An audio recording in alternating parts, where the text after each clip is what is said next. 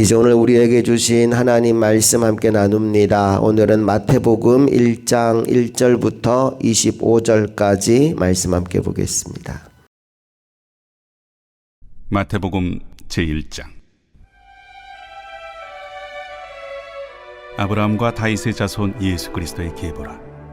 아브라함이 이삭을 낳고 이삭은 야곱을 낳고 야곱은 유다와 그의 형제들을 낳고 유다는 다말에게서 베레스와 세라를 낳고 베레스는 헤스론을 낳고 헤스론은 람을 낳고 람은 아미나답을 낳고 아미나답은 나손을 낳고 나손은 살몬을 낳고 살몬은 라합에게서 보아스를 낳고 보아스는 루색에서 오벳을 낳고 오벳은 이새를 낳고 이새는 다윗 왕을 낳으니라.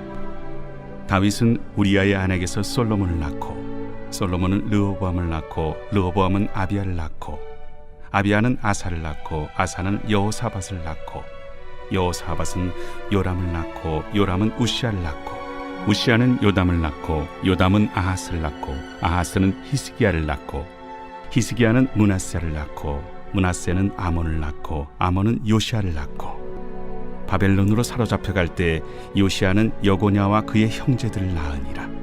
바벨론으로 사로잡혀간 후에 여고냐는 스알드엘을 낳고 스알드엘은 스룹바벨을 낳고 스룹바벨은 아비웃을 낳고 아비웃은 엘리야김을 낳고 엘리야김은 아소를 낳고 아소르는 사독을 낳고 사독은 아킴을 낳고 아킴은 엘리웃을 낳고 엘리웃은 엘르아사를 낳고 엘르아살은 mat단을 낳고 mat단은 야곱을 낳고 야곱은 마리아의 남편 요셉을 낳았으니 마리아에게서 그리스도라 칭하는 예수가 나시니라.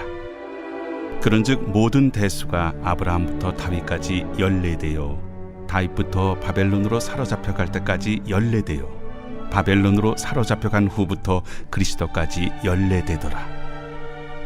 예수 그리스도의 나심은 이러하니라.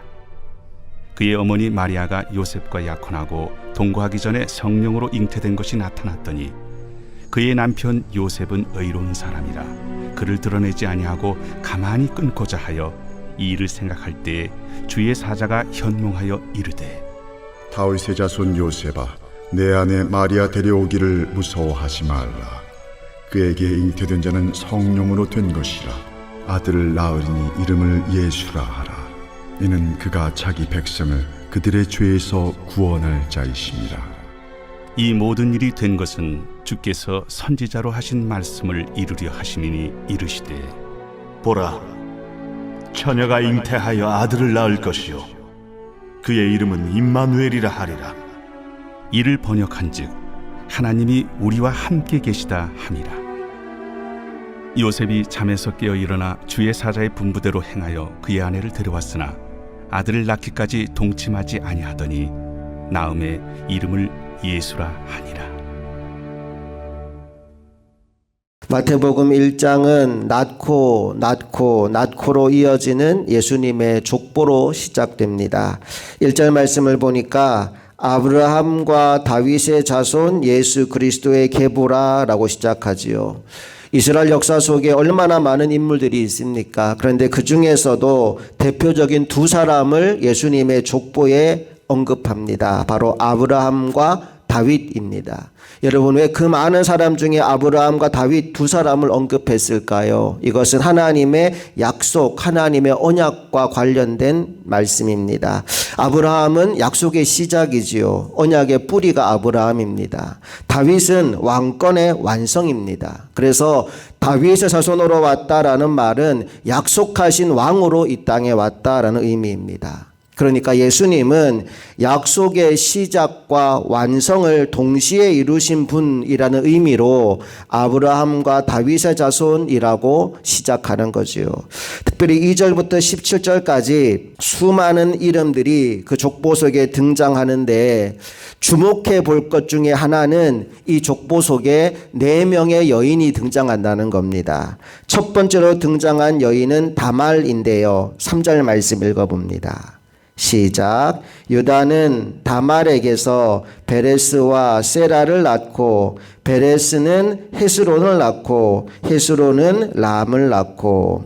여러분, 유다와 다말의 관계는 부부 사이가 아닙니다. 시아버지와 며느리 사이입니다. 그런데 시아버지와 며느리 사이에서 아이를 낳았다라는 것을 강조하기 위해서 지금 다말이라는 이름이 나왔지요. 그리고 게다가 다말은 이방인 출신입니다. 유대인이 아니라 이방 여인으로 이 집에 시집 왔는데 그것도 시아버지와의 관계 속에서 아이를 낳았다. 그걸 지금 예수님의 족보에서 표현해 주고 있는 겁니다.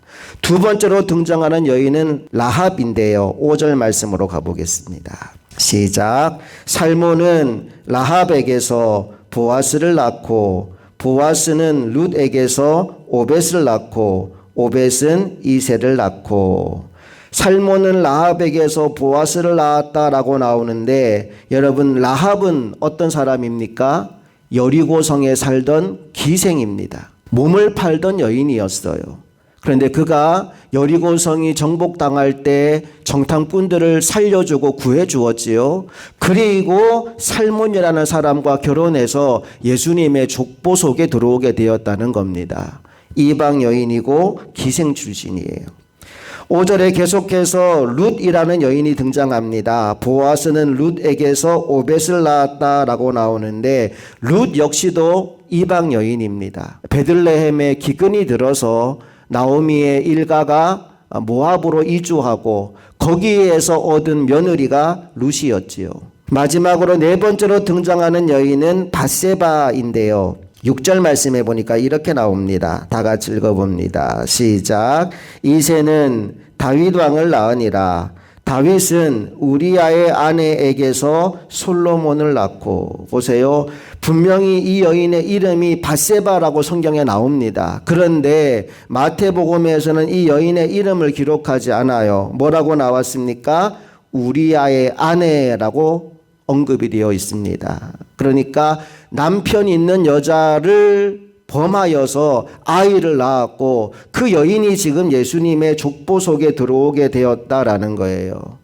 다말, 라합, 룻, 밧세바 네 사람 모두 가만히 들여다보면 죄도 있고 상처도 있고 인간적으로 보면 실패했다 싶은 그런 여인들입니다. 그럼에도 불구하고 예수님의 족보 속에 이 이름이 들어갔다는 것은 하나님이 사용하지 못할 사람은 없다라는 것을 우리에게 알려주고 있는 겁니다. 하나님은 실패한 사람도 죄인도 상처를 입은 사람도 하나님의 구원의 이야기 속에 넣어주시더라는 거예요. 하나님은 오늘 우리의 인생도 그렇게 써주실 것을 믿습니다. 또 하나 오늘 본문에서 주목해 볼 것은 이 족보석에 수많은 왕들의 이름이 나오는데 그 왕들 중에는 좋은 왕도 있지만 나쁜 왕들도 있다는 거예요. 다윗만 봐도 하나님의 마음에 합한 왕이 분명하지만 동시에 하나님 앞에서 큰 죄를 지은 왕이었어요. 그 이후에 세워진 왕들 중에는 우상 숭배하고 실패한 왕들도 무수히 많습니다. 그럼에도 불구하고 너무나 감사하게도 예수님이 오셨습니다. 사람은 실패합니다. 하지만 하나님의 계획은 실패하지 않습니다. 하나님은 실패의 자료들로도 구원의 스토리를 만들어 가시는 분이십니다. 여기 언급된 이름들을 통해 하나님이 그것을 우리에게 알려주고 계신 거지요. 마지막으로 오늘 본문에서 우리가 주목해 볼 만한 것은 예수님의 이름인데요. 23절 말씀을 다 같이 읽어봅니다. 시작. 보라, 처녀가 잉태하여 아들을 낳을 것이요 그의 이름은 임마누엘이라 하리라 하셨으니 이를 번역한즉 하나님이 우리와 함께 계시다 함이라. 사실 마태복음 1장은 그 핵심이 족보가 아닙니다. 임마누엘, 바로 이 단어가 오늘 본문의 핵심입니다. 뜻이 뭐라고요? 하나님이 우리와 함께 하신다. 여러분, 이것이 복음입니다. 하나님이 저 멀리 계신 것이 아니라 우리 인생 속으로 들어오셨다는 거예요. 그런 의미에서 마태복음 1장은 단순히 족보를 소개하는 내용이라기보다는 하나님이 인간의 역사 속으로 들어온 기록이라고 볼 수 있습니다. 간절히 바라기는 이제 그 이야기가 저와 여러분의 이야기가 될 수 있기를 소망합니다. 우리의 인생이 어떠하든지 우리의 과거가 어떠하든지 임마누엘 하나님이 우리와 함께 하심으로 역사의 새로운 페이지를 날마다서 내려가는 저와 여러분 모두가 될 수 있기를 주님의 이름으로 축복합니다. 함께 기도하시겠습니다. 좋으신 아버지 하나님, 이제 오늘부터 우리가 마태복음의 말씀을 묵상합니다. 마태복음은 예수님의 족보로 시작하는데 예수님의 족보가 화려하고 훌륭한 사람들로 채워진 것이 아니라 죄인과 연약한 자들과 상처 있는 자들로 채워져 있음을 오늘 성경을 통해 우리가 확인하게 됩니다. 아무리 실패한 인생이라도 아무리 죄 많은 인생이라도 임마누엘 하나님이 그 속에 함께 하심으로 인하여서 아름다운 구원의 드라마가 쓰여져 내려갈 수 있음을 오늘 성경이 우리에게 보여주었습니다. 이제 우리의 인생이 그런 인생 되기를 소망합니다. 하나님이 우리와 함께 하심으로 우리의 과거가 어떠하든지 우리의 인생을 통해 하나님의 구원의 드라마가 쓰여지게 되기를 소망합니다. 날마다 주와 동행하며 주님이 인도하는 길을 믿음으로 걸어가는 하나님의 사람이 되기를 간절히 소망하며 우리 주 예수 그리스도의 이름으로 기도합니다. 아멘.